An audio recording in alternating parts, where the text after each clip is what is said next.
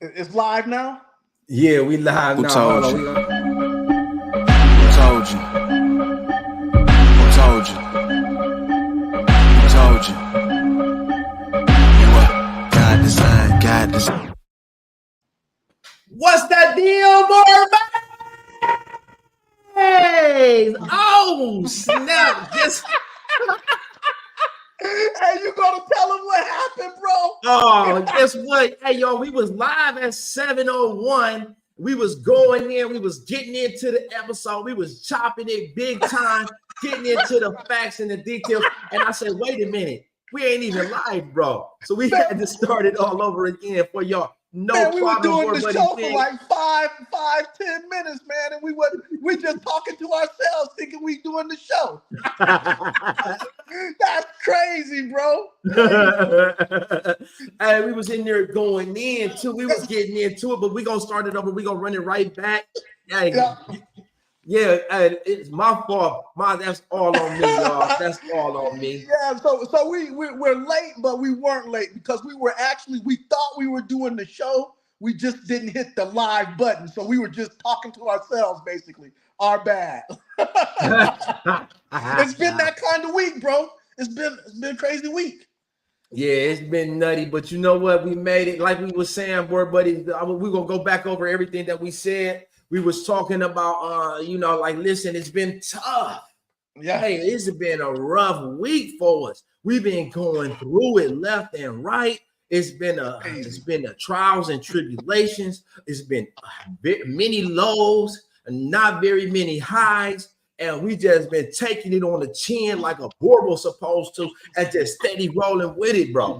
Boerboel tough. We built for this, brother. We built for all these things going on, man. Yeah, I'm sorry about that, boy, buddies. That's all on me. Technical difficulties. We would thought we was in there. We was getting it in. We was going in. So this week we got a very special episode. First, let me introduce myself and my co-host. I'm Jordan Fitman. Jason Gibson is with me, Savage Kingdom Boerboels. And what we do on this show, we discuss the Boerboel, the dog that we love, the one that we feel is the best breed on earth, the best breed on the planet. Why? Because it's developed for the modern lifestyle. It's done been through it all, and it's here for us. And we here for the Boerboel. That's what this is all about. Exchange of knowledge and information. They give you the tools and the news that you can use to develop and further your program to get you to the highest peaks. Sorry about the delay, but it's okay. Yes, bro. Sir. Yes, sir. Yeah, so we was talking that we're gonna take it from the top. Bro, you live, you got a fresh litter, bro. Yes, sir. Yes, sir. I am coming to you right now live from my jail cell, the Whelping box, man. It's been exciting. It's been a heck of a week. The puppies were born on Saturday night. It's been rough since then, man. Real quick, I just want to let people know if you've been looking for me, I've been getting a lot of phone calls, a lot of messages from people.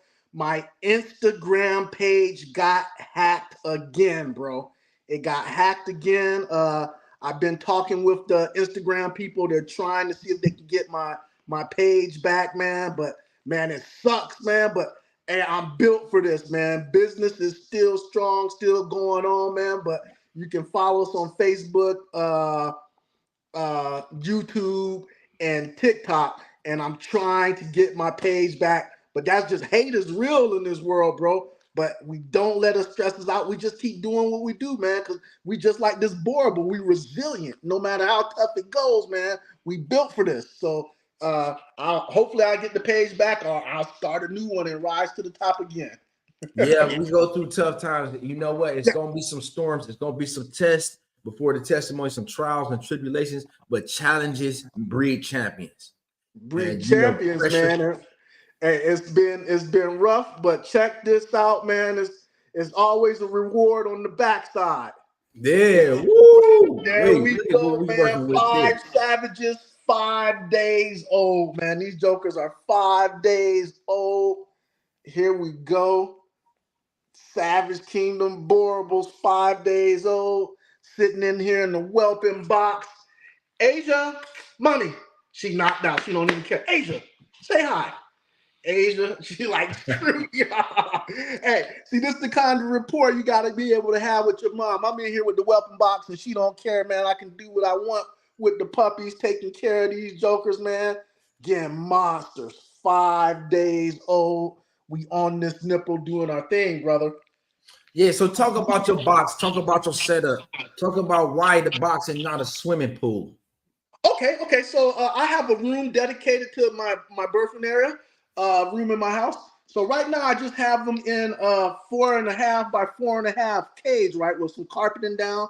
I change this carpet every birthing I buy. It's just a $40 carpet from Walmart. So right now this isn't my complete whelping box. This is just my 2-week setup, right? So right now they're nursing on mom, but as soon as they finish nursing on mom, I put them right here in the incubator with the heat lamp on it. The incubator, they go on there. This incubator is only 2 feet big. I have another incubator that's 4 feet big that I put in here that I usually put at the 2-week mark, right? But right now, because I don't let them roam around in this area yet. So once they start crawling, they hit that 2.5 weeks, I'll put up a wooden box, a wooden frame that goes throughout the inside of this with pig rails. And then I'll start off with cedar chips, and then I'll move on to horse pellets. But I'll put a tarp. I'll put a tarp over this carpet, and I'll lay down cedar chips for about a week until they hit like 3.5, 4 weeks, and then I'll put down horse pellets that'll turn this into a sandbox. And again, just imagine a wooden frame going all across the whole entire of the cage, so the sand can't spill out. And there's a tarp underneath the carpet, and there's sand right here. So I progress in stages as I go. I see. Yeah. I wholeheartedly agree. You have to expand the space as the puppies start to get bigger. So, bro, you said earlier you was talking about normally you don't whelp the puppies. Talk about this. What is it? Why is that? And support during whelping. So I'm whelping these puppies. I got 11 adult dogs. I got these puppies. It can become a lot, man. I'll be 48 years young this week. Next week I'll be 48 years young, man. So I'm moving up in age. Everybody knows, man, I did 20 years in the military service. I really want to be retired. I just love dogs. I really want to be retired. So I was fortunate enough in this business to make enough money to where I'm at the point that 90% of the time I hire a whelper, which is usually one of the vet techs or something from my clinic. Keeping these puppies alive is probably the hardest out of any breed. For the first 10 to 14 days, it's hard to keep them alive. When I have a small litter like this, though, economically, it's not good for me to hire a whelper. So that's why I'm whelping them right now, because the way my program works, you see, I have 5 puppies. So right here, I have about $40,000 worth of puppies, right? But if to get my puppies born, to get my puppies born and alive, it costs me the price of 1 puppy. So these 5 puppies turn into 4 because it costs me a puppy to get my litter on the ground and grown. And right? So what are some of those costs associated? So I do a lot of times I do surgical AIs. So my surgical AIs cost me about $1,300. I might use the stud, might cost me $2,000 for a stud. That's very rarely. I've only used the stud twice. But always I have surgical AIs. I have progesterones. I have the routine vet care and the ultrasounds and the x-rays for my females. So it costs me about 5. Oh, and then I also do C-sections. I'm lazy, bro. I know a lot of people like to do regular breedings and like to do regular births. But me, should I turn the camera around or keep them on the puppies? All right. Yeah, I mean, it's up to you, whatever you're the most comfortable with. Yeah, so I don't know if I'll turn the camera back around on me and I'll turn it back on the puppies in a second. Oh, I'm messing something up, man. What I was trying to say is it felt weird because I'm like talking at the puppies. I'll put the puppies back in a second, and then let me get back on here. I'm trying to see how I turn the camera around again. Front camera. Okay. So what was I saying? You were talking about the cost. You said the C-section. Oh yeah. So I like to do C-sections. I don't like to do natural births because man, again, man, I'm retired, bro, and I'm lazy, man. These females, as you know, they like to start having birth at about 10 o'clock at night. Between 10 o'clock and 2 o'clock in the morning is when they start birth. And they might be in labor like 8 hours, man. So you start this process off tired. Doing a C-section, I can control what time she has birth, and depending on her progesterones, I'm usually doing my C-sections at about 12 in the afternoon. So I start this process off fresh as a daisy. I'm in there at my vet's office. It takes my vet maybe an hour and a half to do the C-section. I'm back at home feeding the puppies. So I'm not going through an 8-hour labor starting at 10 o'clock at night. So I'm not already starting this. I didn't get no sleep last night, man. I don't know if she still got puppies. I'm lazy, bro, so I do it kind of the easy way. I have a top-notch veterinarian staff that'll open up for me on the dime. So that's how I do it. Okay. So So you don't really do you altogether cost me about $5,000, $6,000 to have a litter conceived and sent home to the clients. mandatory minimum. So let's talk about the stages of labor. You don't see, do you wait for the signs of labor, or like where does labor come into play? Because some of those signs, heavy panting, Yes, sir. you're starting to see in the contractions, the tightening of the muscles. How do you know when to go for the C-sections? So I do it that way. There's two different methods that I use. I do the obvious labor signs. So the obvious labor signs, as you said, is the heavy panting. These dogs, when they're going into labor, they and so also temperature change. When that temperature drops down, the dog's temperature is usually 102 degrees. So 101, yeah. Yep. And so if you're doing a thermometer on your female, when it drops down to 98 degrees, 99 degrees, she's usually going to go into labor within 48 hours, 24 hours. So those are the big signs. Temperature change, heavy panting, and also she probably won't eat the last 24 hours. She'll start rejecting food right before she goes into labor, right? So she'll start panting, start nesting, temperature drops. All those are great signs that she's getting close. I also do another scientific method, which is called reverse progesterones. So you do a progesterone test to see when your female is at the right level for insemination. You also do a reverse progesterone test to see when your female is going into active labor. So what I do is, because these dogs are usually pregnant between 58 and 64 days. So 58 is ideally the earliest you'll have a litter. The best time is 60 days. The latest you'll have a litter before you start getting worried usually is about 64 days. So again, females give birth between 58 and 64 days. So like clockwork, on day 59, I take my dogs to a vet for a reverse progesterone every day starting at day 59. I take it for reverse progesterone. And your progesterone is starting when you're pregnant with the progesterone machine my doctor used. She's usually around a 20 the whole pregnancy. You can't do a C-section until it drops down to below a 3. So so 1 is active labor. 2 is when they can do the C-section. So I start going day 59. I might go in there. She might have dropped down to a 10. Day 60, I go in there. She might be at like a 6 or a 5, or she might be at a 3 or a 2. But usually by day 60, 61, they're at a 2. So I use all those signs to see. So I use the traditional signs of just what she's expressing, and I also do the scientific way of a reverse progesterone. And then I bust out that progesterone. My doc says, ton, she's below a 3. We could do that. I like, all right, doc, let's get them out, man. It take my doc about an hour, hour and a half. And then I'm back at the house with these fat rats, man.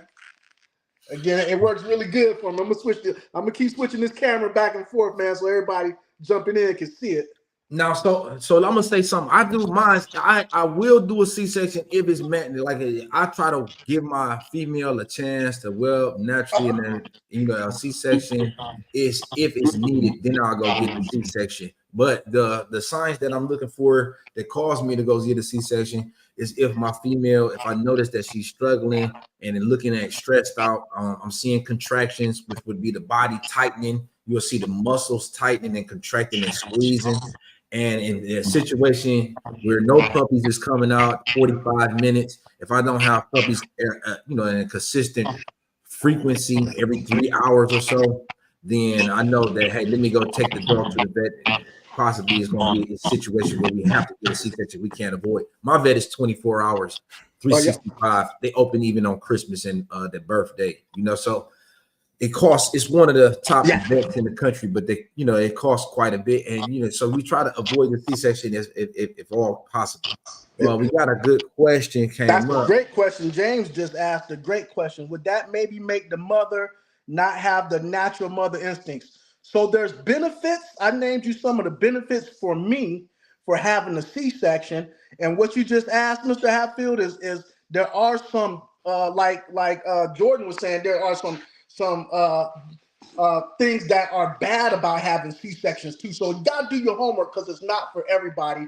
And when you ask about the mother instincts, that question is a yes or a no. So one thing that happened is that if you do a C-section, your mom at day 58, 59 start having a milk load, right? She has a milk load, but her heavy supply starts dropping because of a hormone that is released when the puppies are going through the birth canal. So when the puppies go through the birth canal, it releases a signal to the mother to start mass producing milk. So she's already produced a little bit of milk and a little bit of what's it called again? Help me out, boy, buddy. I just forgot the name. Colostrum. So she's produced a little bit of colostrum. She's produced a lot of colostrum and some milk, but the puppies going through the birth canal triggers the milk flow that you need. So when you do a C-section, that doesn't happen. So your doctor has to give her a shot. I forgot what the name of the shot is. So when you do a C-section, so you have to have that shot in order to get that heavy milk flow, and it's about a 70% chance of it working. It works most of the time, but not all the time. So that's one risk you're taking. And also for the first 24, maybe 48 hours, your mom went in there pregnant, right? She doesn't really know she's pregnant. She just knows her body's changing, but she's under sedation. And then next thing she knows, she's asleep at the vet. Next thing you know, she wakes up at your house and there's little creatures crawling around her. So there's a chance for that first 24, 48 hours that she might not recognize them as her puppies. She might not want anything to do with them. Like, what the fuck? Why are they crawling on me and sucking on me? These aren't my puppies. I didn't have labor. I didn't pull a sack off these puppies. I don't know where the hell they are, who they are. So she just could not want something to do with them. And she also could actually be hostile towards them. So I haven't ran into any of the hostile problems. I have ran into the problem for about 48 hours. It takes her to warm up to them like, I'm going to lay down because you're telling me to, Pops, but these ain't my puppies. It takes her a while to get used to them, bro. So there are some downfalls. There's a lot of good things that work good for me, but there are some downfalls from doing C-sections. So again, you got to do your homework and you got to weigh the odds if this is going to work for you or not. Yeah, and I feel like, some of the pros with a C-section, you got, it's a life-saving thing for the mom in case of a difficult labor. Exactly, you can schedule when the puppies are going to be born, especially with a dog breed like the Boerboel that have difficulties delivering. We got control over the timing. We can avoid exhaustion and trauma to the mom, and then, like you said, with the some of the cons, like you said, mom may wake up, she may not understand that she actually has a puppies, but that's where your supervision and oversight is going to come in hand. The time for the recovery, moms take a little bit more time to recover from C-sections than versus a natural birth. So sometimes it impacts their ability to care for the puppies immediately after the surgery. They'll be like out of it, laying there, zoned out, C-sections got a cost associated with it. The stress can be stressful on the mother. Like you said, the lactation issues. Sometimes that works, sometimes it doesn't. And so these are some of the challenges that we face modern, purebred dog breeding when you start talking about this specialized level of professionalism.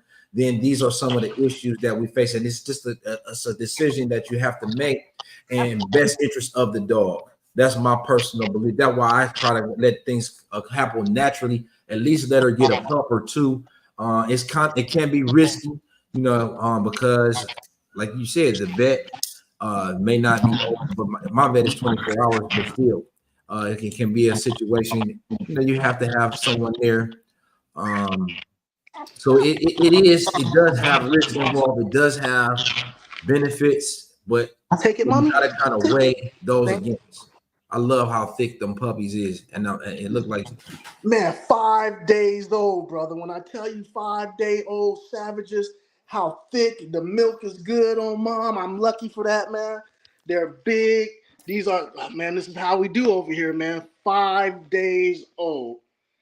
beautiful looking Trying to puppy. hold it right so you can see one of the faces. I got 3 boys, 2 girls. The red light kind of messed it up, but again, I keep them in a tight little box like this for the first week and a half because they only crawl around a little bit. And I put the box close to the heat lamp. So this way, I don't put it underneath the heat lamp because I don't want to bake them. If they get too cold, they come closer to here. If they get too hot, they come over here. And again, next week you'll see I have a bigger box that spans the whole area of this. So I have a bigger box I'll put them in, and then eventually when they outgrow that box, then they'll have this whole whelping box, 4x5, filled with sand to walk around. So I go in stages right now. The heat lamp is very important, especially the first 3 days. The first 2 days they're right underneath the lamp. Then I start gradually moving because they need it real hot when they first come home, about 92 degrees. Then that Okay, so talk about that. Why do the puppies need it to be so hot? Because the mom's body temperature, what they're in, is a lot hotter than humans. Mom's body temperature is what, 102 degrees, right? Yeah, one-on-one, yeah. One-on-one, yeah. The puppies can't control their body heat. So puppies can't control their body heat, and they need that heat because one of the worst things you can do is get a chilled pup. So that temperature needs to be in the low 90s, at least the first 2 or 3 days of birth. And then in my experience, it starts dropping rapidly. Like they would be miserable the first 2 or 3 days where they're at right now. They'd be freezing. It has to be right underneath the light. But right now, they're good away from the light as long as the temperature, I estimate the temperature in the box right now is about 86 degrees, 85 degrees. By the end of 2 weeks, it'll be down to 70. Right, and so that's why you see the heat lamp. It emits a radiates temperature. Yep. Tell us why you don't use a heater like a space heater versus the heating lamp. So space heater is gonna dry out the air a little bit more too.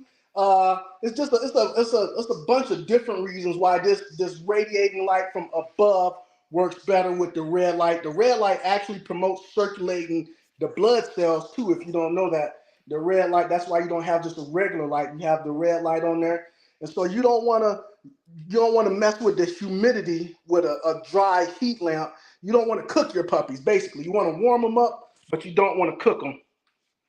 Right, and the space heater. One of the things that I noticed with the space heater is it's pushing that out, and it's putting that hot, warm air out in a, it's just putting it out to the environment, right? Yeah. So it's kind of like a furnace where it's blowing out this constant air, and so right, like you said, it would tend to dry out the puppies if you have it directly on the puppies, and then they can get too hot very easy. I like the heat lamps much better. They also can use heating pads. I like the heat lamp much better because it radiates the heat, and it kind of like just bathes the puppies in warmness. If they get too warm, like you said, they can move to a separate area. So with the heater, they can't move away from the heat because it's heating the whole room. Right. The heat lamp is heating a section, so they're technically not walking, but they are crawling, but they can move and wiggle out of the way for about a foot or two away from heat or towards heat. And so that's why, like, I'm leaving out the whelping box right now, guys. I usually stay in the whelping box at 45 minutes at a time. So I have been in the whelping box for a while. So I'm in the whelping box for 45 minutes. I just moved the puppies up to about an hour and a half. So I'll be back. I'll hit my clock now, and I'll be back in about an hour, 15 minutes. So talk about some of your daily care routines. Come here, mama. You want to go outside? I'm gonna let her out. I'm gonna keep talking while I let her use the bathroom. That's another thing, man. When the mom's in the whelping box, I'm in the whelping box. When she leaves out the whelping box, I can go.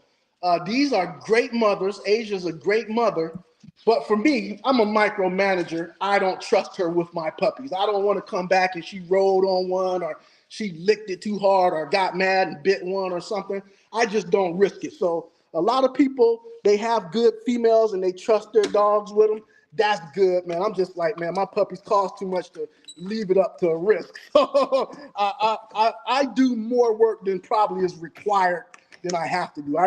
I overwork stuff, man. So what are some of the things that you're doing while you're in the box, though?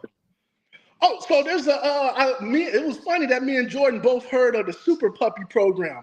It was developed by the U.S. Army a while back. I found out about it about 7 years ago, before I even started breeding. So I'm in there constantly handling my puppies. When I'm in the whelping box and they're feeding, I'm handling them. Even though they're blind and they're deaf and they're just a couple of days old, they still have sensories, right? They still can sense touch and warmth and stuff. So I'm holding my puppies up. I'm bonding with them. I'm letting them smell me because their sense of smell is really strong. So I'm bonding with them. I'm rolling them over, put them on their back. So, when you roll a puppy over, it starts, dogs don't like to be on their back. They start moving around. So it's different positions. And we'll probably talk about that later. You can put a dog into that makes a dog physically and mentally stronger. Now, you're going to think I'm crazy, but it's proven by the U.S. Army to work that just holding your puppy for a couple of minutes a day and holding it upside down, doing different ankles and positions with your dog, not only is conducive to a stronger puppy physically, but also mentally. It's crazy, but it works just by putting your dog in different positions as a newborn puppy. Right. So one of the reasons one of the theories behind that, one of the explanations why that works is because what you're doing is a mildly introducing stress, right? So you picking the puppy up, making the puppy uncomfortable, and you getting the puppy familiar with being uncomfortable so that uncomfortable becomes a comfortable place, if that makes sense. And by you introducing this stress to your puppy, what you're doing is conditioning the puppy for long term. In the long term, you're not waiting until a situation presents itself to allow the puppy to become uncomfortable. You're going to introduce these situations. So now it's in a controlled setting. And what you're doing is letting the puppy understand, hey, it's okay. You're activating this sensory, activating his nervous system, you're developing the puppy from the very beginning, and that transitions into adulthood. So the first experience that the puppy ever has with stress is because you controlled and introduced it in a mild form. It's not traumatic. It's not traumatic. You're not making the puppy scream. You're talking about 3 to 5 seconds upside down every single day for the first 21. How many weeks is it? Early neurological stimulation is. I think it's just 21 days, 3 weeks. Yeah, 21 days. Early neurological stimulation. These are the days that you're going to make it. It's deliberate, picking the puppy up. Like you said, the temperature around the mom is like 90 to 95 degrees. You're going to move the puppy into a temperature that's slightly lower because you're taking it away from the mom, picking it up into the air, flipping it upside down, flipping it, stimulating the digits, stimulating the pads, the paws. That's called sensory stimulation. And all of that does is get the puppy used to being handled, get the puppy familiar with your touch, let the puppies know that human is a friend, it's an ally. The smell, get familiar with the smell, so on and so forth. So we got to. I'm gonna apologize, man. If I was a good a professional as Jordan, man, I would have made a flow chart of some of the pros and cons of artificial inseminations and C-sections. Because again, there's a lot of good stuff for it, and there's also some stuff you got to be aware of that could potentially be bad that you have to do if you decide to do a C-section. Another reason for me is that a C-section here costs $1,500. But if your female already has a puppy and a puppy gets stuck and you have to go do a C-section and she already given birth to a puppy or two, over here where I'm at in Texas, they now call that an emergency C-section and you're getting charged $3,000 to $4,000. So I'm like, hey, just take my $1,500 from the beginning. But lack of milk, lack of recognition of the puppy, there are some bad things. And somebody else asked a question too, does it cut down on the amount of litters a female can have? Yes, it does. If you're doing a C-section, that's another unfortunate thing is you're limiting your female to about 3 litters because the uterine wall is getting thinner every time you do it. So fortunately, I only like to breed my females 2 or 3 times myself. There are some people that breed their females 5, 7 times, which is totally nothing wrong with breeding 5 or 7 times. So don't think I'm saying anything bad about that. Breeding your female 5 or 7 times is not a bad thing at all. I just don't do it because I keep puppies from some litters sometimes. So when I get enough for my program, I usually find her a good home while she still has 2 or 3 litters left in her or while she's still young, right? So when you're doing C-sections, you do cut off the amount of litters you can have with a female because you're giving her, it's not a painful surgery. She recovers from the surgery within 2 to 3 hours. But yeah, you are cutting down the amount of litters you can have from the female. Right, because what happens is that it's just like, you get a keloid there. And what happens is the thickness of the tissue, every time that they have to go in and do a C-section, that tissue gets thicker and thicker. It's scar tissue. Yeah. And so the body is healing, and every time that you cut in that same spot, what happens is that scar tissue gets thicker and thicker. So it makes it a little bit more difficult. It makes them have to cut a little harder, and so on and so forth. It's also very risky for the mom. If she doesn't wake up from the anesthesia, you got an issue there. You got last time with my female, she had to have 3 C-sections. They use a stitch, a suture that was dissolvable, and she was prematurely dissolving the stitches. So that caused me to have to dub back to the vet 3 times. We spent 9 hours there one day. 3 hours she was under the gun, and it's always a risk, but she came through it like a champ. But you always want to put the dog best interest, the health of the dog as a priority. So that this is, you got to weigh the benefits versus the risk. Yeah, you gotta, if you decide to do it, you gotta know all the good and bad about everything between the natural birth and towards that stuff. So it's not something I just decide, hey, I'm just going to do this. I had to do my research, homework, figure out if I could be able to deal with some of the pitfalls of C-sections. So again, this is stuff you can always talk to me and Jordan about, and we'll give you all different type of perspectives. Because my brother, he's the king of natural births. He doesn't do a C-section unless he has to. And me, I'm the king of C-sections. I don't do a natural birth unless I have to. So you got to know your own weaknesses, what your strengths and weaknesses are, and adapt to that. So what's Jordan hit it on the key, what is best for your female, the puppies, and your program, the best chance of survival for mom and the puppies, and that you'll get your clients some healthy, happy, big, beautiful Boerboels. For sure. Yes, sir. We got a good one there. So my bro said, thank you for that, bro. I'm trying, it's a situation that I gotta just go roll with the flow type of thing. And that's how I came up with, because in the very beginning, for my first 10 years, I didn't do any C-sections at all. All my business was pushing them out I'm talking about unassisted. Like I could leave and come back, and then boom, I got puppies. So real quick, and that's important too now. So I do C-sections, but you want to try to breed females that can do natural birth. So you want dogs that can do natural births. I'm lazy as fuck. I do C-sections, but my females can and have done natural births. So that's important for the preservation of the breed, that your females can breed naturally and deliver naturally. Again, I'm just a lazy fuck. My females can do that. And you also though, but if you think about it too, look at your mother's maternal instincts.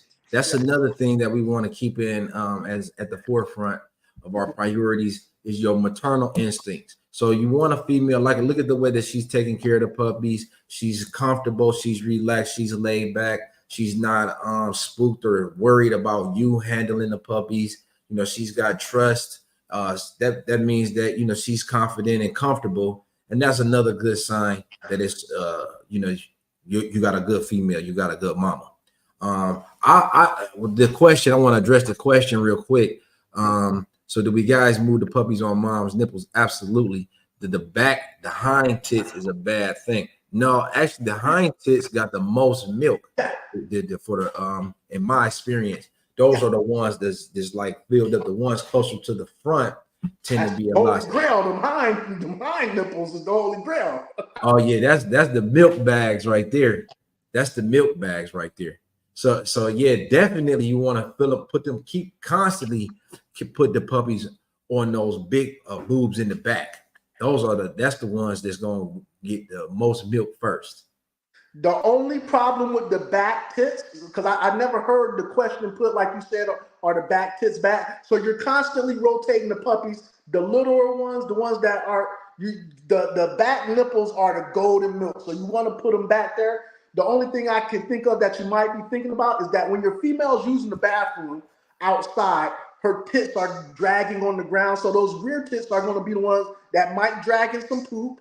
That's going to get blood because she's still giving afterbirth. So there's going to have blood on them sometimes. And again, when she's using the bathroom outside, it can get urine and stuff on there. Females tend to keep themselves really clean, but I do wipe the nipples down myself just in case, especially when they come back in from using the bathroom, or if I see any blood in there. She's usually keeping herself really clean, but I like to clean off the nipples too, not with any soap or anything, just with a warm, wet face cloth. I'll wipe down the nipples just to make sure they didn't, because them jokers get into some big milk bags and they drag on the ground sometimes when she's using the bathroom. So that's the only thing I can be thinking about bad back nipples being bad. Yeah, and I will say this too. It's really important to get those large nipples, those large teats drained. Yeah, right? Yeah.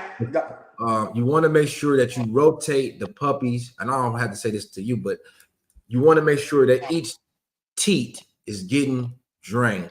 What happens is if it doesn't, the nipple becomes engorged, and that can lead to a condition known as mastitis, which has infection in the milk. That's extremely problematic.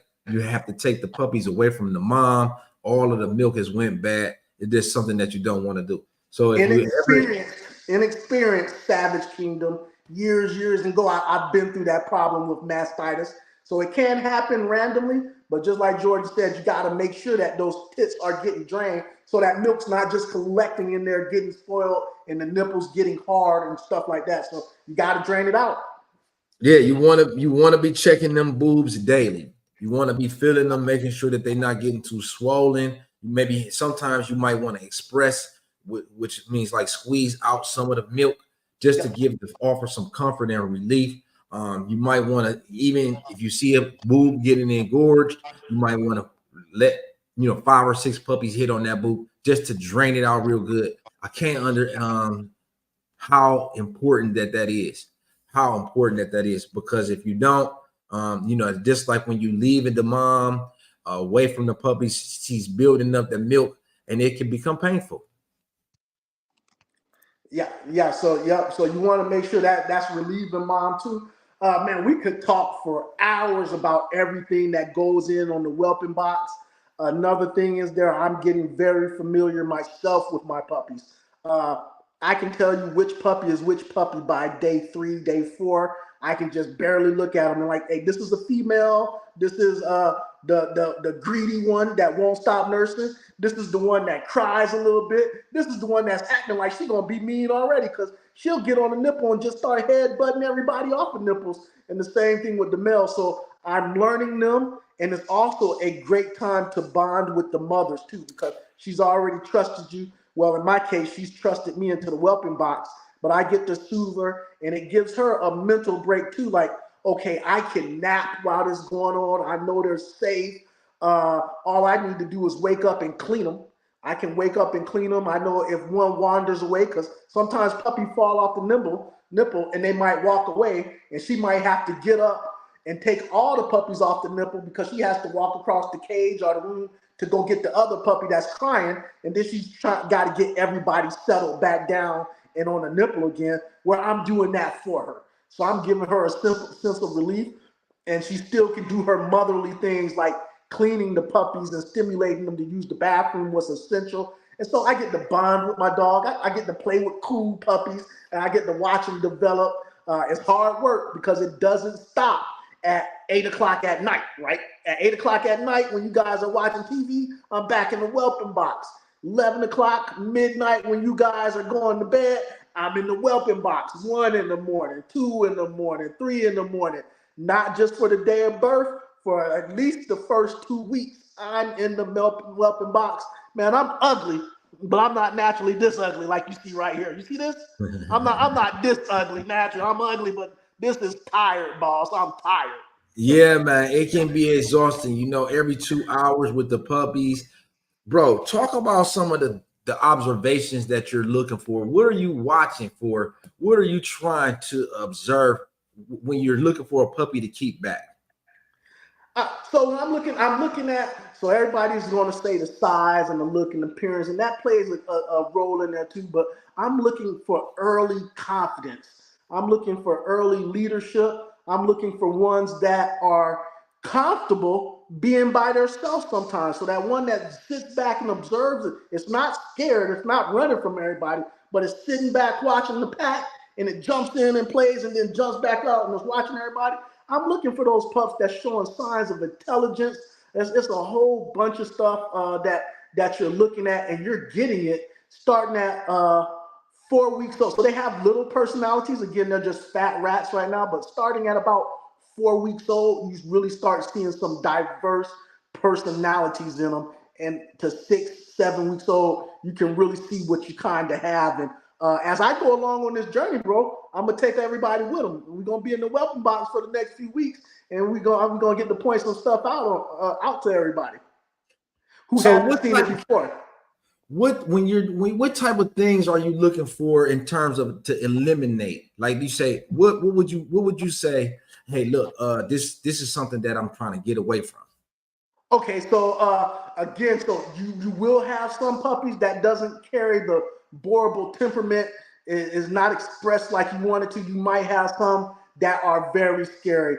They've been with me for 6 weeks, but still every time I come into the kennel, they're on mush or solid food. I bring the food in and I'm setting the food inside the whelping box. They'll run to the other side, and they'll be kind of, if you got one like that, make sure it goes to a nice pet home, somebody that'll have time for it to help build up its confidence. So this is kind of hard to say. There's certain things you want to build up your dog's confidence with, but there's also things that you shouldn't have to build your dog's confidence up with. So if you have to build up your dog's confidence in certain areas, like just basic socialization, then that's a pet dog that you want to find a good home for it. That's something that you probably don't want to keep in your bloodline and your blood program going around. So you got ones that has that Boerboel guardian instinct that might be a little fearful. It can happen no matter how great the parents are. You kind of want to push that to the side, not keep that in your program. What's some other things? Help me out with some other things, bro. I'm trying to think. So I will say that's what I call a situation that requires special attention. Yeah. So I'm always looking for puppies who's strong, and I often am gauging a puppy by his energy level, right? So I'm very weary of a puppy that's lethargic, Yep. slow to moving around. I'm gonna make sure, or like you said, if a puppy is, when I pick the puppy up, if it goes to screaming and whelping and a whole lot, or crying, then I want to make sure that I'm extra handling that dog, because I want this dog to be confident. I want this pup to be comfortable. I want this pup to be familiar with being handled. Right? I wanted to know that this is a comfortable place. This is a place that you can come for to be soothed, and you don't have to worry. You don't have to be afraid. And it's all about establishing that early on in the puppy's lifetime. Yeah, and that goes back to that super puppy program that we start. So if you start that early, you stop a couple of things. Again, we could do a whole show on that. It's just so many things you can touch on with this, and I'm excited to be able to show it to you as I progress through it myself. Let you guys have an inside look at what we do here at Savage Kingdom. Matter of fact, I'm gonna let Mom inside real quick, so I'm gonna be walking through the house. She's probably kicking the back door in right now because they hate to be away from their puppies at this age. So I guarantee she's not over there relaxing. She wants to be close to them. So, yeah, she went outside. She took care of business, and then she ready to get right back to her usually baby. I'll leave her outside for about 5 minutes. She's sitting by the door mad. We got a question from Ralph Mendez. Thank you for the question, Ralph. Do you recommend AI or natural for females first time? Does it mess with them mentally? Well, I would say if you can, I like to go with natural as best as most of the times, especially with a young mom, a fresh mom, a first time mom, because you want at least to get that first puppy on the ground. You don't like bro said earlier. Sometimes you come back to the box and it's mom's like, what are these things? Where did they come from? I get it off of me. Right? I can't. Who are these things? They might not be cleaning up behind the puppies. So the first time, if it's possible, you want to make sure you want to try to do it naturally. I mean, but the way that the dogs have kind of developed and changed with time, it's just the way that it is becoming. You can't always do it naturally. Sometimes the males, especially with a dog that's like overly large, and he's getting up there on a smaller female, she can't support the weight. She gets exhausted with his attempts to mount. He doesn't get it in immediately. And so now you got a situation where she doesn't get pregnant, or you don't have a successful copulation, you don't have a successful breeding. So I think the best thing for you to do, if it's possible, is to try to go for the natural. The natural is always the best way, but it just not is always feasible. Good girl, Angel. Good girl, mama. Yeah, so we had somebody was talking about Quentin Davis says he had an issue with the bully look that before didn't click until the 3rd or 4th day, and by that time the pup had died. She wasn't lactating, no better how to handle it yet. So sometimes you're looking at the puppies and it appears as though they're doing fine, right? That's why it's so important to make sure that teat is in the mouth and the puppy is suckling. You need to also express milk. He could be suckling and no milk is coming out. So you want to make sure you got to, as a supervisor, as a maintainer, a manager, you want to make sure that the dog is producing milk. And if not, you need to be supplemental bottle feeding, or you could be tube feeding, which is putting the direct, you weighing the puppy, you're going to determine the weight.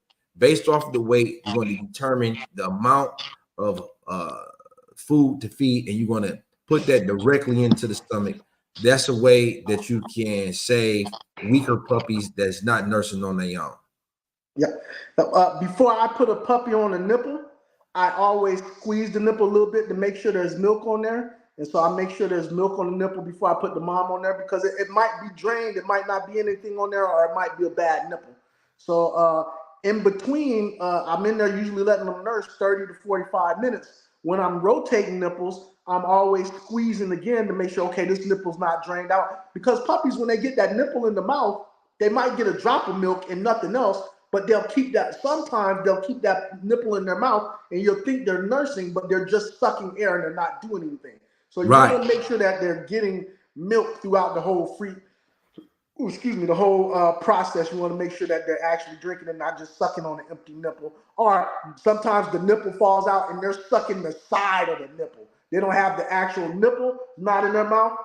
Pause, but they might just be on the side of the skin sucking. You know, I can't even demonstrate it, man, no more, man. Yeah, especially with those larger litters, you know, because you know everybody is not getting their fair share. So you got you got puppies that could be extra thirsty and they getting on the side of that titty and they just working and they trying to get whatever they can up out of there. They know that they need to be suckling. They want to have. They got that instinct to put it in their mouth. And so it can be tricky, you know.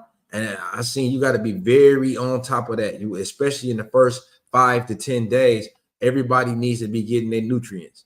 It's easy for the puppy to fall off in the first 10 days. So you very micromanaging. You looking for make sure everybody is nice and full. Everybody's belly is getting filled. And you'll be able to tell if you're picking your puppies up every single day and you handling each one, you're going to notice, okay, this belly is swole. Wait a minute. Right behind the rib cage, the belly should be extended and swole right behind the rib cage at this stage of life. Not along the rib cage, behind the rib cage. So it should look like your puppy should look like a pear after they're finished eating. It should look like a pear. So not like an orange fat all over. If it's fat all over, there might be something wrong with the puppy if the puppy looks like an orange. So if it looks like an orange, something could be wrong. But I don't know if I can make a pear shape. But you know what a pear looks like. If it looks like a pear and comes out like this, like a light bulb or something after eating, that's how it's supposed to look after eating. That means it's gotten the milk that it needed to get. Exactly. You want that puppy to be swole up. There's no reason. There's nothing wrong with puppies being swole up. We're not looking for fit puppies. We don't want puppies to be lean. We don't want puppies to be trim. We're looking for puppies to be thick like a teddy bear. We want them puppies to be blowed up. And another thing is a quiet puppy is a good puppy. Your puppies only make noise for 4 reasons. Too hot, too cold, hungry, or dying. There's 4. Your puppy makes noise for 4 reasons only. It's too hot, it's too cold, it's hungry, or it's dying. And each of them have a distinctive sound. They sound different. So a quiet puppy, I'm gonna switch the camera around so you can see them again. A quiet puppy is a good puppy. Let me go back over here so you guys can see what I'm talking about over here. This is in between feedings. This is what you want. Asia, like, why the hell you back over here? You see that? Quiet. A quiet puppy is a good puppy. If it was too hot, they would be moving around, screaming because it's too hot, and so they'd be spread out. If it was too cold, they'd be in a ball. They'd be on top of each other like a ball. If it was too cold, they'd be trying to get to the bottom of the pile or the top of the pile. So you can see where they're laying side by side because the temperature's just right. If they didn't get enough to eat, they would be crying. And if they were sick, if something was going wrong, they'd be making a noise that's just like, yeah, it's a completely different sound. It's like a shriek. It sounds like nails on a chalkboard. That little, that's okay. Yeah. That's fine. That's just puppies being vocal. So my puppies know mom's smell and my smell now, and so they can smell it, and so they'll move around a little bit because I'm in here. But you see, when I came in here, they're quiet. And you can hear it is no excessive crying. Again, a quiet puppy is a good puppy.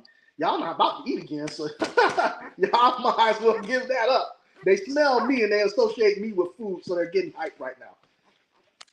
But yeah, but you see that they might start crying because they smell me, but they're not just constantly crying, sitting here crying. Again, puppies make noise when they're and you see they're moving a little bit away from the heat lamp still. They're migrating to this side. So I'll move this kennel, I'll move this box a little bit further away from the heat still. Yeah, talk about that a little bit, and then we're gonna do a summary. We're gonna get up out of here. The bonding, how you are somewhat like a mother, and the bonding experience, how important that is for not only the puppies to bond with the mom, but also to bond with you. So that's another thing, because again, they can't see right now and they can't hear right now, but they can smell. So they've already put two and two together that when they smell me, it's time to eat. Because like I'm not in the room with them when they're not eating, but they know when my smell comes around, they start waking up. Like I can be quiet as a mouse. They can't hear me anyway, but they could be knocked out to the world. If I come over there and sit next to them, you'll see one lift up the head, then everybody will lift up the head, and then they'll start going crazy like they were about to do because they know my musky smell because I stink like a mug. But they start to associate my smell just like mother's smell with food. So they know when I come around, it's time to eat. And so that's the bonding that they've done with me. So they already know my scent equals food. Again, it's early socialization. They feel me picking them up. I'm one of the first things they see when their eyes start opening up. And so they start getting that human presence and they start getting that socialization with humans, that I'm nothing to fear, nothing that they have to try to learn to avoid as they're smaller and attack as they get older. They get more comfortable with the environment because I'm in the environment constantly with them. So recapping everything that we talked about today. We talked it's not about time to recap already, is it, bro? Oh man, yeah, the time now flew past. It's time to close it out, man. Get ready to get prepared for tomorrow and the next show. Yes, sir. I'm tired too, boss. Look, again, I'm ugly, man, but this is because I'm tired, bro. I'm getting about 2 hours max sleep at night. This ain't for the faint of heart, and you know it better than I do, brother. No way, yes, sir, bro. Yeah, I'm extremely exhausted. You wouldn't be able to tell because I know how to tap in my adrenaline, and every time that I come on here, I'm excited to be here for you, board buddies, and I appreciate y'all for joining. We got one question about, is the goat's milk a better substitute? I like the pre-made. I've had some experiences where the goat's milk, the puppies just don't seem to take to it. I like to go with the S Black if I'm going to have supplemental feed. What you say, big bro? Same here. So the powdered goat's milk, I can use that. The S Black, I can use that. I've had people that got fresh goat milk from farms, and I've heard good things about it, and I've heard horrible things about it. I heard about whole litters getting lost from goat milk. So I guess it's just where you source it from. But the S Black, if I have to supplemental feed, the S Black dry powder that you add water to, or the more expensive kind that already comes liquefied, those work wonders when I have to bottle feed. Yeah. I would rather not have to use that, but you know, it's really recommend, and it does work. It's mixed formula for puppies. The only thing that I don't like is a soy-based product. So you got soy protein and soybean oil as like one of the main ingredients when you start getting into that S Black.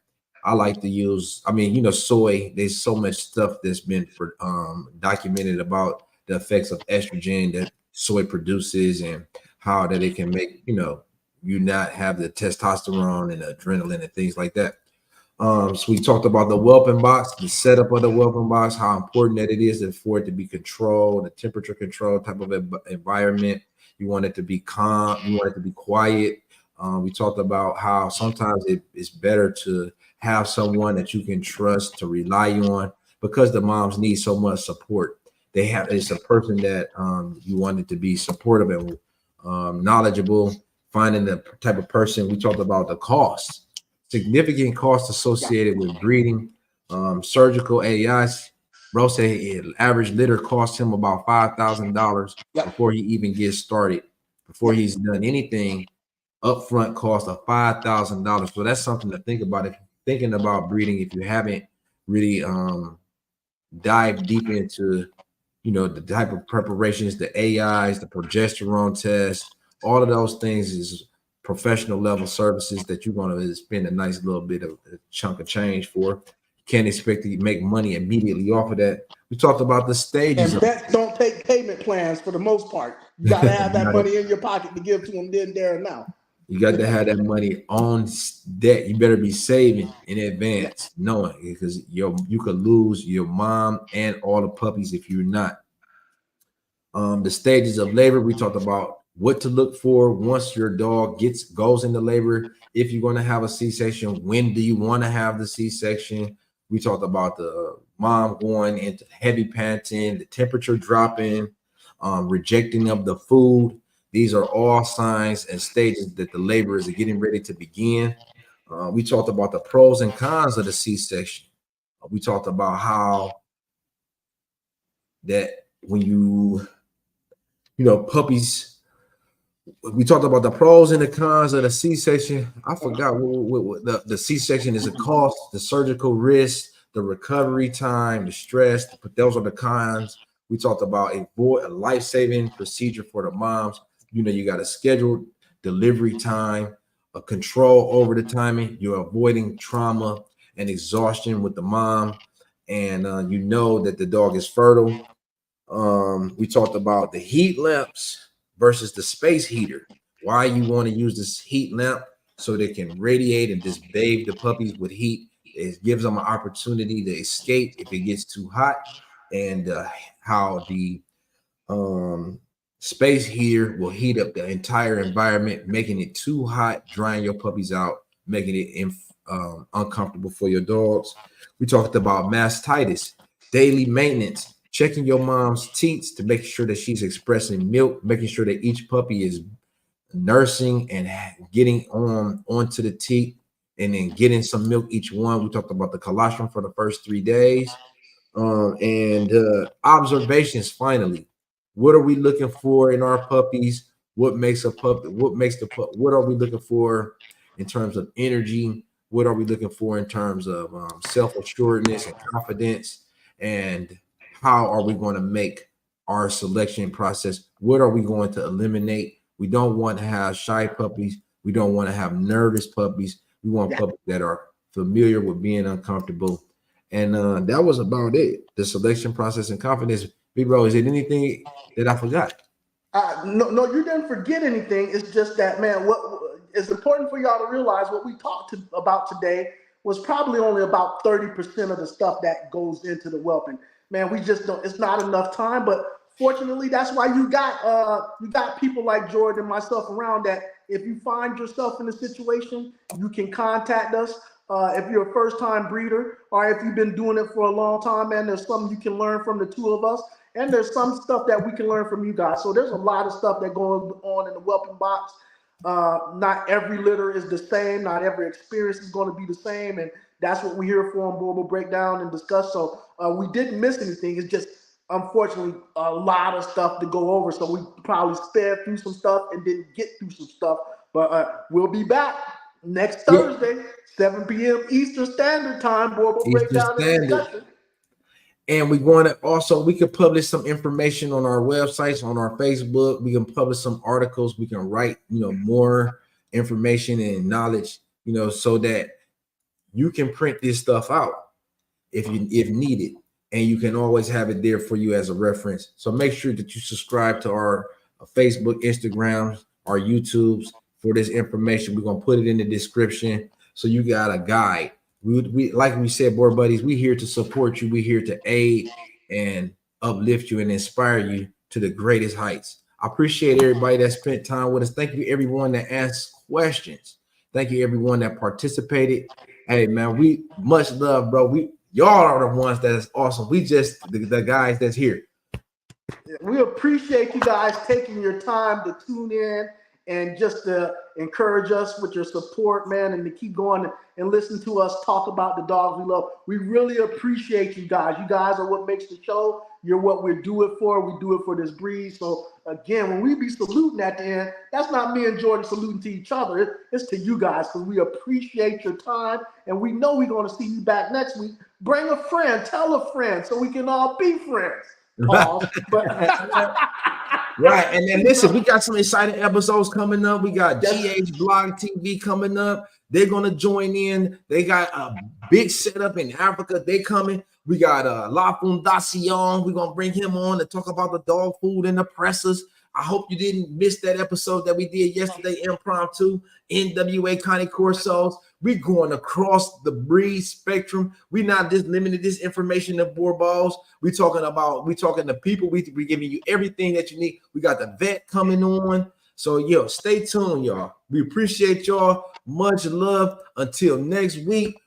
Hey, don't forget, y'all. Stay busy, stay involved, stay busy, stay active. Because guess what? The body in motion stays in motion. Yes, sir. No rush, go on, move dumb. Back and forth, push and shove. Make